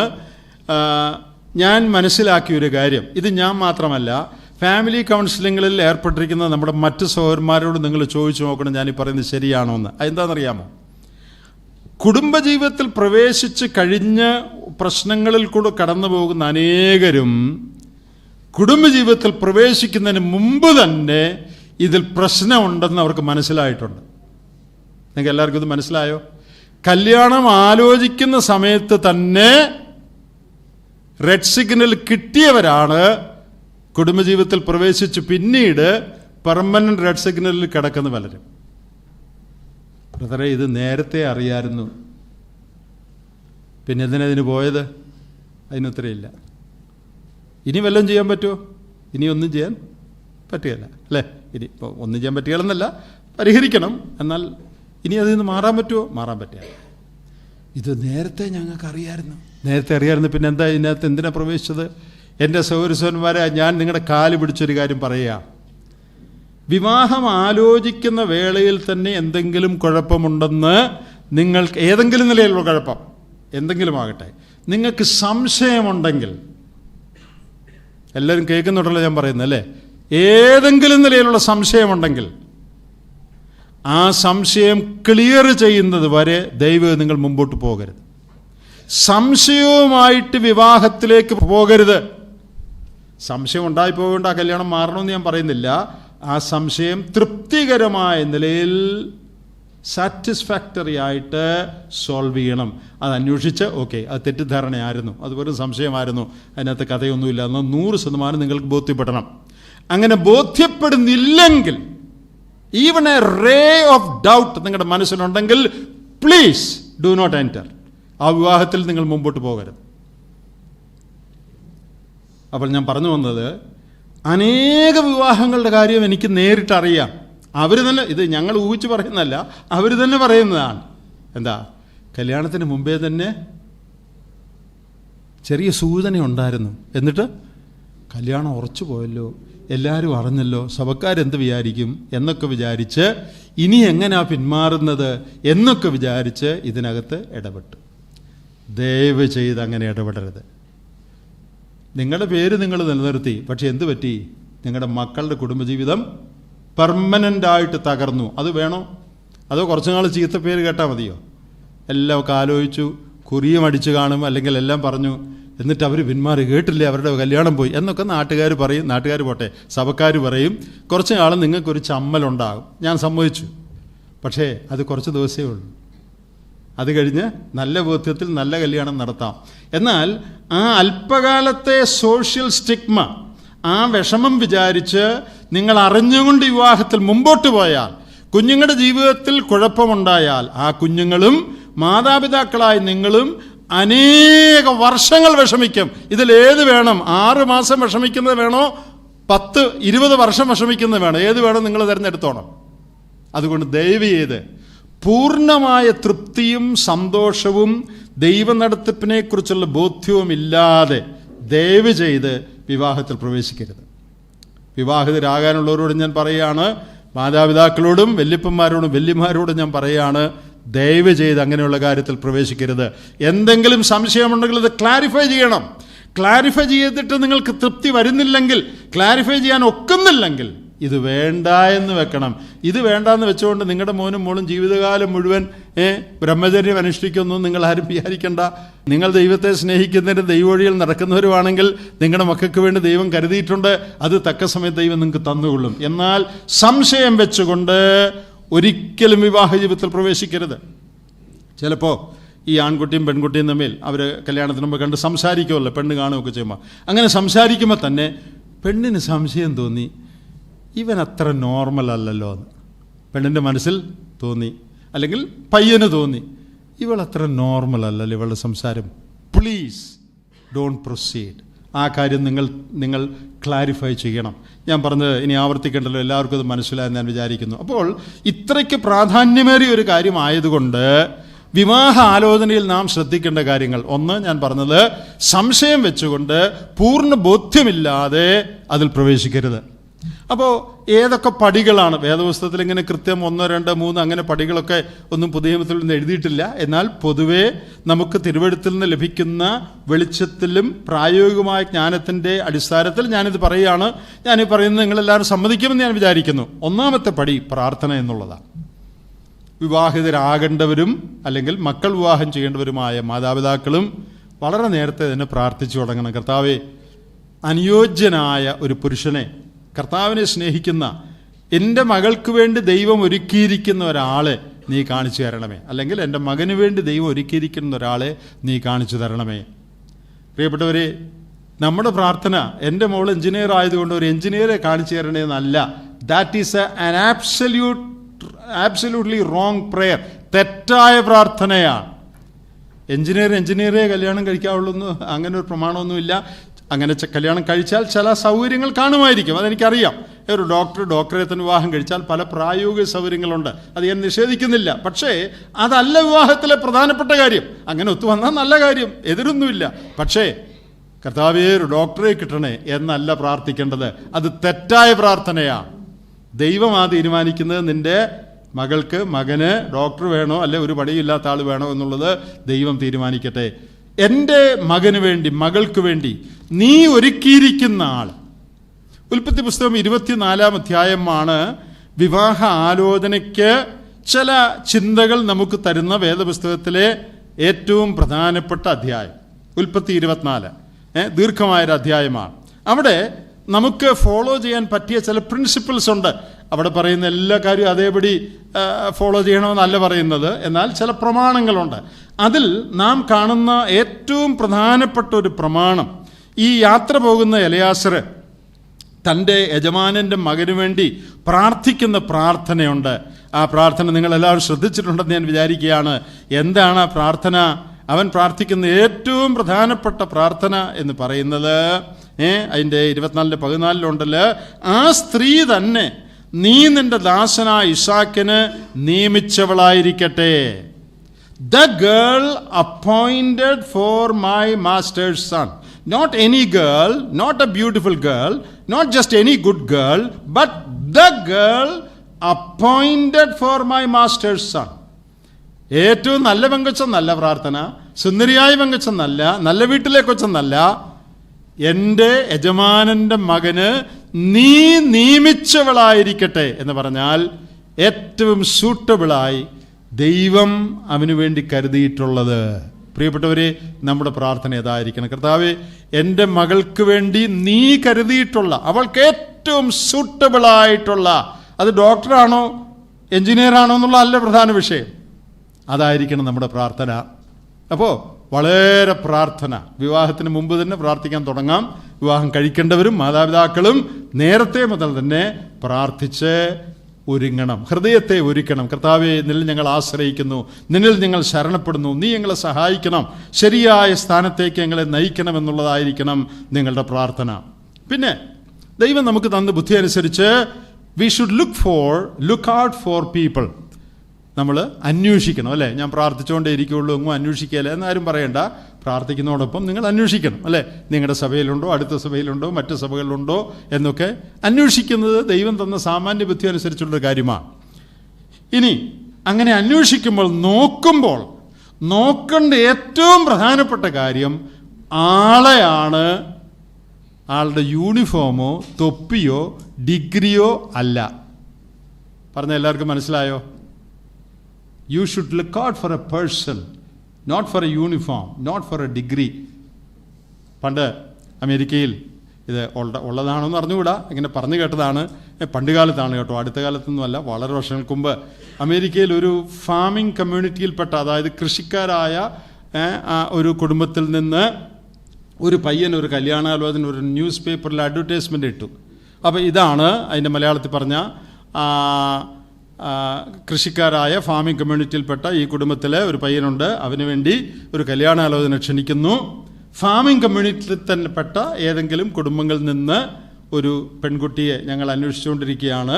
അതിലൊരു വ്യവസ്ഥ, അവർക്ക് ട്രാക്ടർ ഉണ്ടായിരിക്കണം. കാരണം കൃഷിയാണല്ലോ രണ്ടു കൂട്ടരും, ട്രാക്ടർ ഉണ്ടായിരിക്കണം. എന്നിട്ട് എഴുതിയിരിക്കുന്നു, send the photo of the tractor. നമ്മുടെ മലയാളം കമ്മ്യൂണിറ്റിയിൽ അതല്പം വ്യത്യാസമുണ്ട്. എനിക്ക് നേഴ്സുമാരോടൊന്നും വിരോധമൊന്നുമില്ല കേട്ടോ, ഉദാഹരണം ഞാൻ പറയുന്നതേ ഉള്ളൂ, നേഴ്സായതുകൊണ്ട് കുഴപ്പമൊന്നുമില്ല. അപ്പോൾ നമ്മുടെ കമ്മ്യൂണിറ്റിയിൽ ട്രാക്ടർ എന്ന് പറയണം, തൊപ്പിയുടെ ഫോട്ടോ, യൂണിഫോമിൻ്റെ ഫോട്ടോ വായിക്കണം.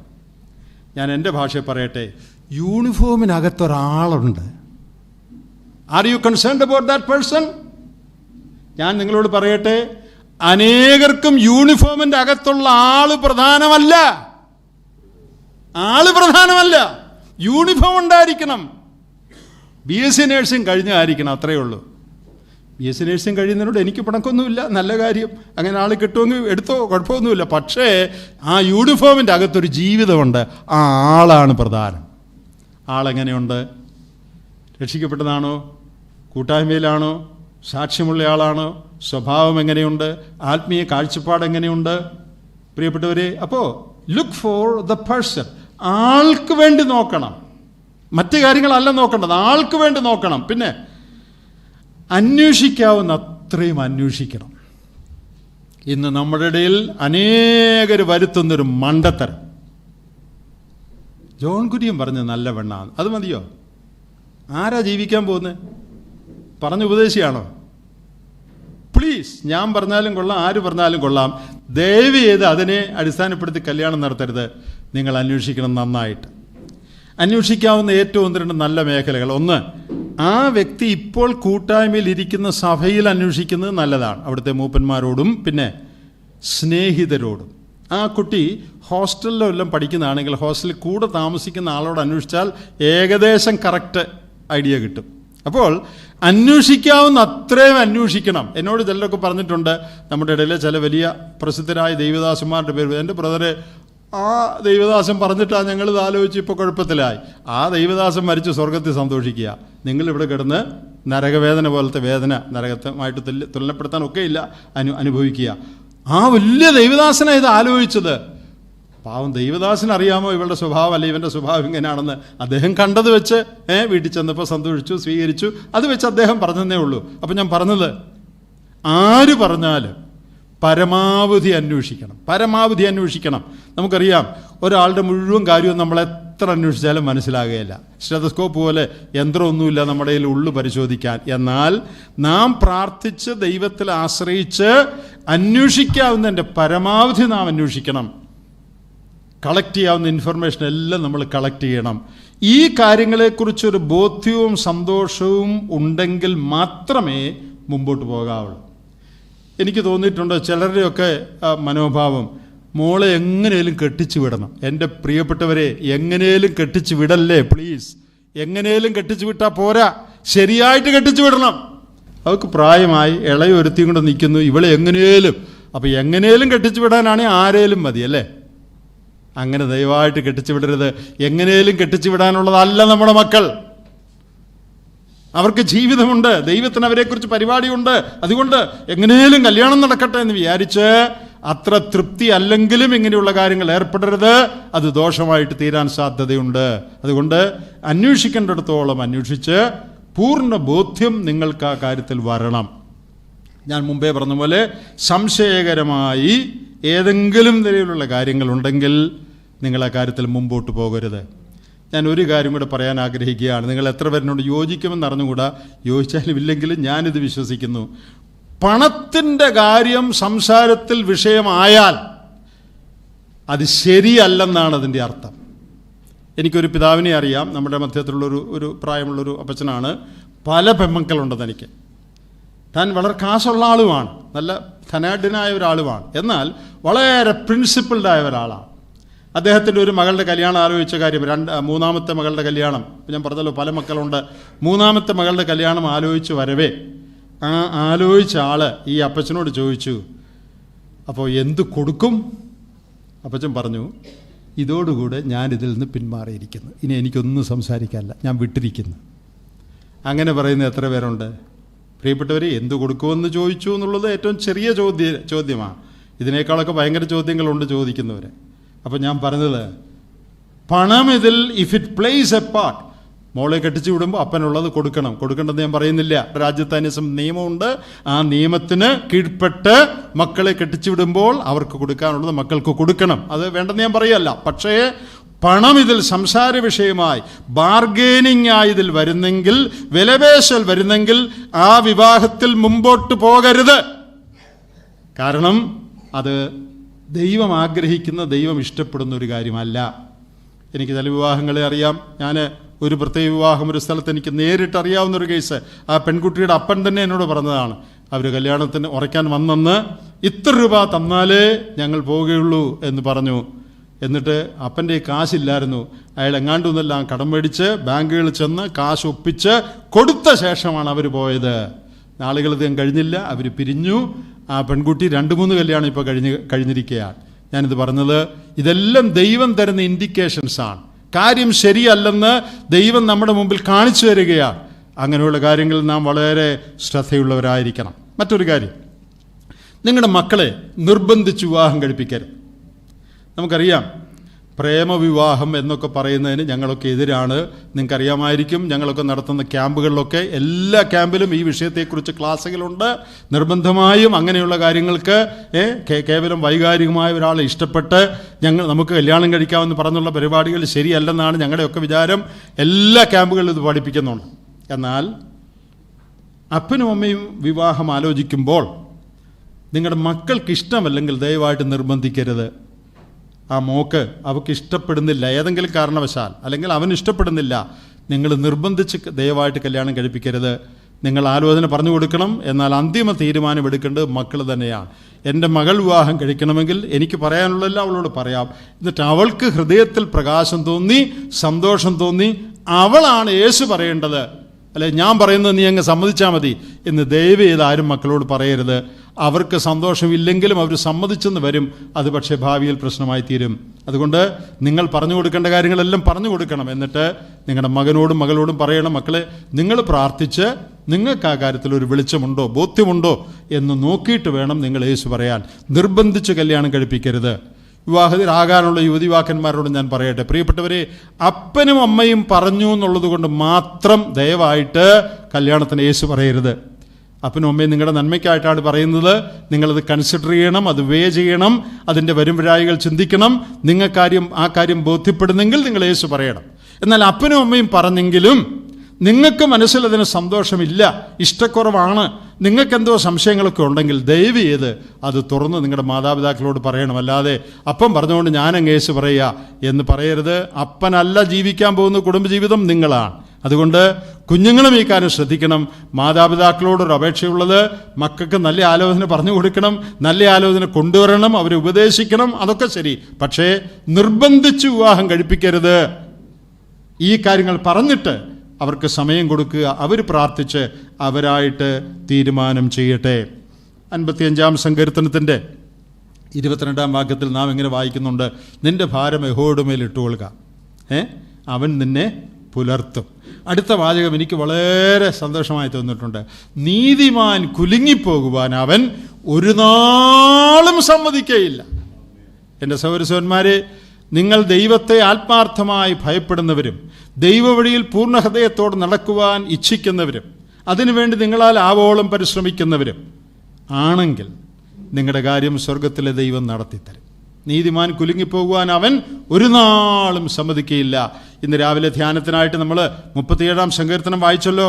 അതിനകത്തൊരു വാക്യമുണ്ട്. മലയാളത്തിൽ ഇങ്ങനെയാണ് വാക്യം, 23-ാം വാക്യം: ഒരു മനുഷ്യൻ്റെ വഴിയിൽ പ്രസാദം തോന്നിയാൽ യഹോവ അവൻ്റെ ഗമനം സ്ഥിരമാക്കുന്നു എന്നാണ്. എന്നാൽ ഇംഗ്ലീഷിൽ കുറച്ചുകൂടെ നല്ല ആശയമാണ്: the steps of a good man are ordered by the Lord. നല്ലൊരു മനുഷ്യൻ്റെ, ഭക്തനായ ഒരു മനുഷ്യൻ്റെ കാലടികൾ ദൈവമാണ് നിയന്ത്രിക്കുന്നത്. അപ്പോൾ ഞാൻ ഇങ്ങനെ പറഞ്ഞ് എൻ്റെ ഈ സന്ദേശം അവസാനിപ്പിക്കാൻ ആഗ്രഹിക്കുകയാണ്. മക്കളുടെ വിവാഹത്തിന് വേണ്ടി ചിന്തിക്കുമ്പോൾ അതിനുവേണ്ടി പ്രാർത്ഥിക്കണം. നോക്കുന്നത് ശരിയായ ആളെ ആയിരിക്കണം, ജോലി ആയിരിക്കരുത്. ജോലി ഉണ്ടെങ്കിൽ വിരോധമൊന്നുമില്ല, പക്ഷേ പ്രധാനം അതല്ല. എൻ്റെ മകള് വേണ്ടി ദൈവം നിയോഗിച്ച ആൾ, ആത്മീയമായി കാഴ്ചപ്പാടുള്ള, ദൈവഭക്തിയിൽ ജീവിക്കുന്ന ഒരു പുരുഷൻ, ഒരു സ്ത്രീ, അതാണ് ആവശ്യമായിട്ടുള്ളത്. കല്യാണം ആലോചിക്കുമ്പോൾ വളരെ പ്രാർത്ഥിക്കണം, ശരിയായ ആൾക്ക് വേണ്ടി നോക്കണം. അങ്ങനെ ആരെങ്കിലും കണ്ടാൽ അന്വേഷിക്കാവുന്ന പരമാവധി അന്വേഷിക്കണം, ചോദിക്കേണ്ടവരോട് ചോദിക്കണം, വളരെ പ്രാർത്ഥിക്കണം. എന്നിട്ട് ദൈവം ഈ കാര്യത്തിൽ വ്യക്തമായ വെളിച്ചം ഹൃദയത്തിൽ തരുമ്പോൾ, സമാധാനം തരുമ്പോൾ നിങ്ങൾ യേശു പറയണം. അതുവരെ ദയവ് ചെയ്ത് യേശു പറയരുത്.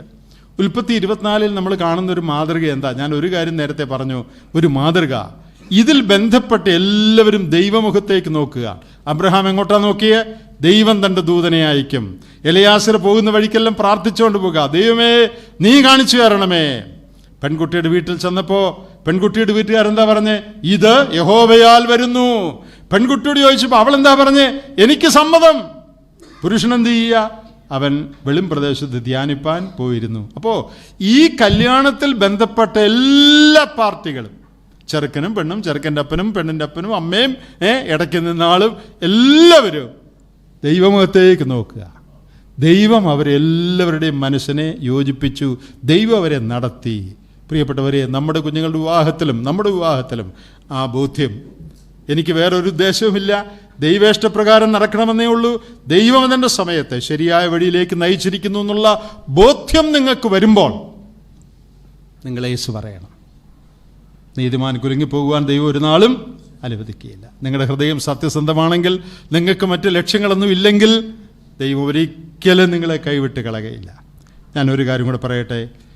ഞാൻ മുമ്പേ പറഞ്ഞ പോലെ ചില പ്രശ്നങ്ങൾ, പ്രയാസങ്ങളുള്ള കുഞ്ഞുങ്ങളൊക്കെ കാണും. അത് സ്വാഭാവികമാണ്.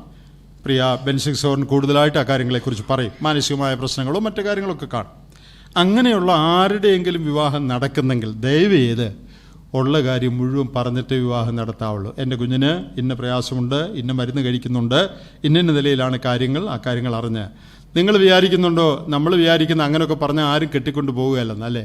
അത് ശരിയല്ല, ധാരണ ശരിയല്ല.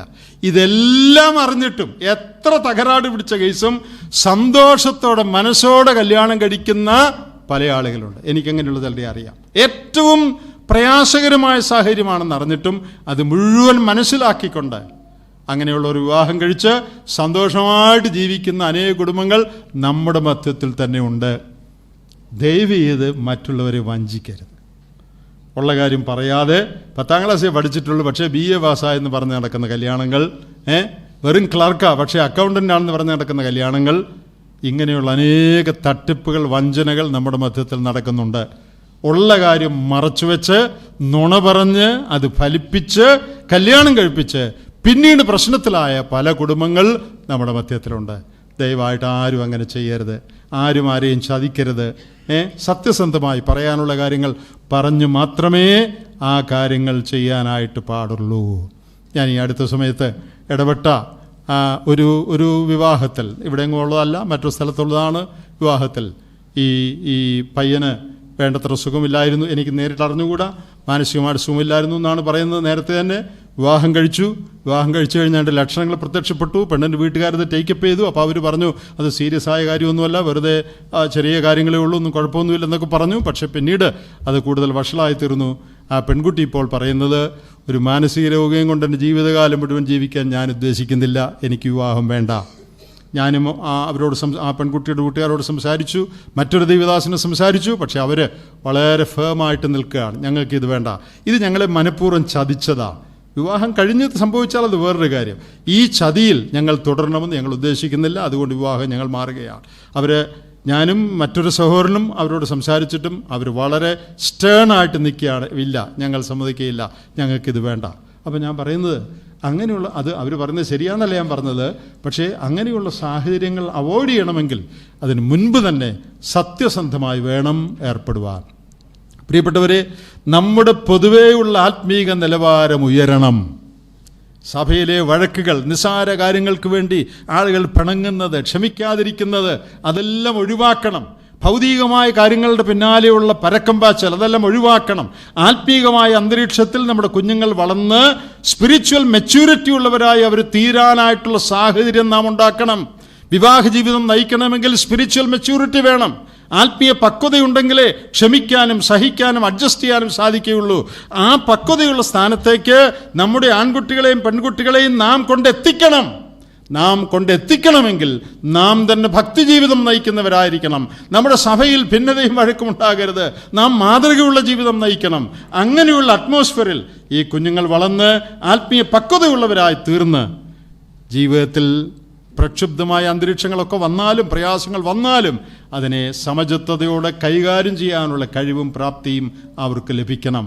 അങ്ങനെയുള്ള സ്പിരിച്വൽ മെച്യൂറായിട്ടുള്ള ഈ യുവാക്കന്മാരെ വാർത്തെടുക്കുവാൻ നമ്മുടെ കുടുംബങ്ങൾക്കും സഭകൾക്കും കഴിയണം. വരുന്ന ദിവസങ്ങളിൽ നാം ചിന്തിച്ച ഈ കാര്യങ്ങൾ എല്ലാവരുടെയും ജീവിതത്തിന് പ്രയോജനമായി തീരട്ടെ. മറ്റു ചില കാര്യങ്ങളെക്കുറിച്ച് എൻ്റെ പിന്നാലെ പ്രിയ സഹോദരൻ ബെൻസിക്ക് നിങ്ങളോട് സംസാരിക്കും. ദൈവം നമ്മെ സഹായിക്കും.